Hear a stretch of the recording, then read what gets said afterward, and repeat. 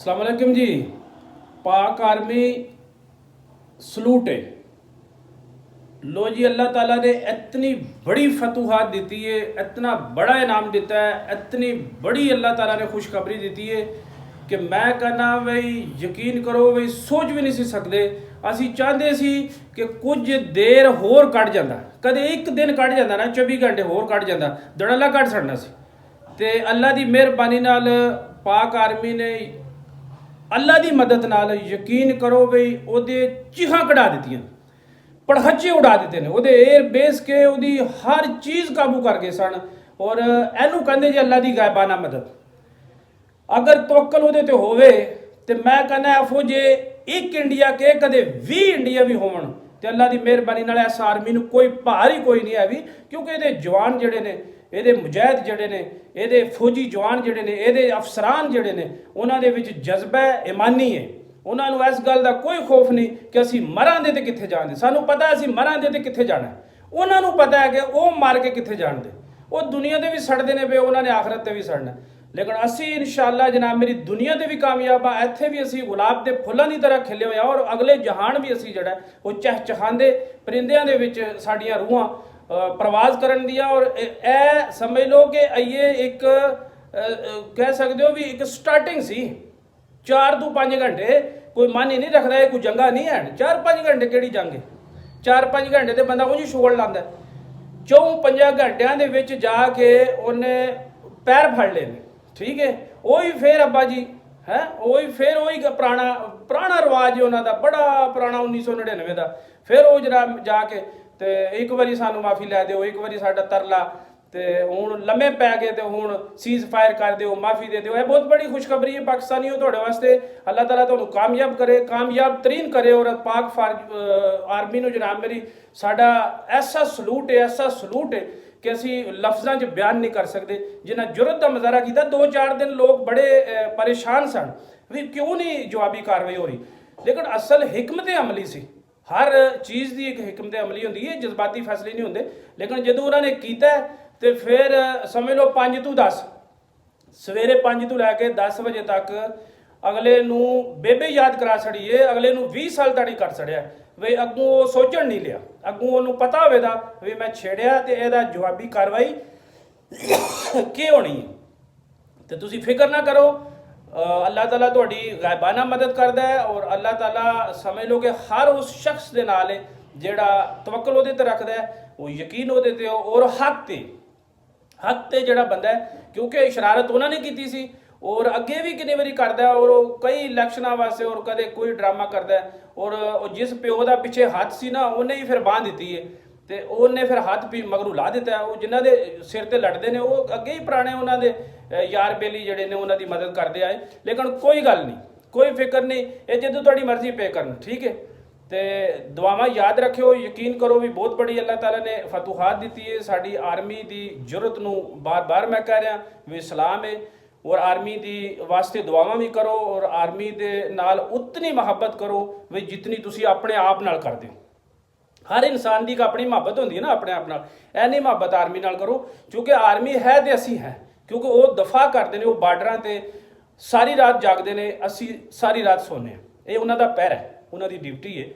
तो पाक आर्मी जिंदाबाद।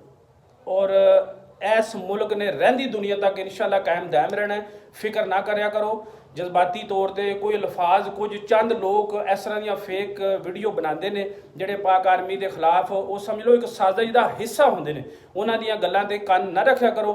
यह गल्लां सुनो जिस तरह उन्होंने माफ़ियां मंगियां ने, जिस तरह उन्होंने तरले किए हैं, और जिस तरह जनाब मेरी उतों खबर आई है कि बई जी साड़ी बस, ठीक है, झंडा उन्हें सवेरे का ला छड़िया, तो कदे रात है कट जाता ना, वैसे चस बड़ी अपने। मैं समझता हूँ कि आप बाहर के पैगाम देखती हैं। मेरी ट्वीट आपकी शायद पड़ी नहीं है, तो आपकी नज़र से नहीं गुजरी। हमने भी ये कौम को बताया है कि आज हमने 4:30 बजे इंडिया और पाकिस्तान ने सीज फायर एग्री किया है। और ये प्रोसेस में आपको पता है कि काफ़ी राउंड लगे हैं। जो 6 और 7 की दरमियानी रात थी, उसमें बड़ी शदीद किस्म की हवा में जंग हुई दोनों साइड की। 5 त्यारे उनके मार गिराए, 2 जो हैं यूएवी गिरा दिए। उसके बाद 48 घंटे फिर इंडिया ने ایکشن لیے, ڈرون بھیجے, اس کا پھر ہم نے رات پورا حساب چکا دیا, اور آج الحمدللہ 4:30 بجے کے قریب ہم نے دونوں ممالک نے فائنلی ایگری کیا کہ ہم سیز فائر کرتے ہیں, اور اب آبویسلی میز پہ بیٹھ کے آگے معاملات کو حل کیا جائے گا. تو قوم کو مبارکباد, قوم کا شکریہ, دعاؤں کا. اور میں اس وقت جی انٹرنیشنل کالز آ رہی ہے, آپ کی مہربانی اگر آپ شارٹ کو بات کریں تو کر لیں. سر ایک سوال, صرف ایک سوال ڈوار صاحب, صرف ایک سوال, مالک بول رہا ہوں, براڈ آؤٹ لائن کیا ہے اس سیز فائر کی؟ کن شرائط پہ, براڈ شرائط کیا تھی جن پہ سیز فائر ہوا ہے؟ تو دیکھیں کوئی اس میں شرط نہیں ہے. شرط یہ تھی کہ جب مجھے پاکستان کے بہاف پہ مجھے رابطہ کیا گیا, اور میں آبویسلی پرائم منسٹر صاحب سے, سابی چیف صاحب سے, ان سے گائیڈنس اور ان سے رابطے میں تھا, تو ہمارا ایک ہی بات تھی کہ ہم پہل نہیں کریں گے. وہ ہم نے پہل نہیں کی, 6 اور 7 کی درمیانی رات میں انہوں نے پہل کی.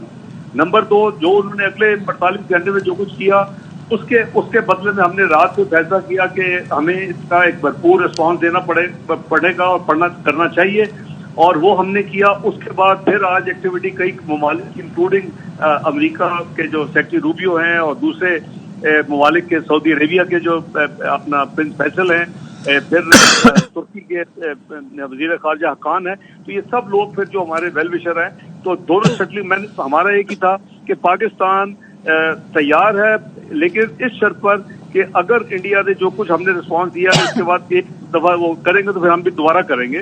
تو اس لیے یہ ان سے کلیئر انڈرسٹینڈنگ ہونی چاہیے. وہ انڈرسٹینڈنگ کو 4:30 تک پہنچ گئی کہ اب وہ بھی کچھ نہیں کریں گے. تو اگر وہ کچھ نہیں کریں گے تو ہم تو ویسے ہی پیس لونگ ملک ہیں.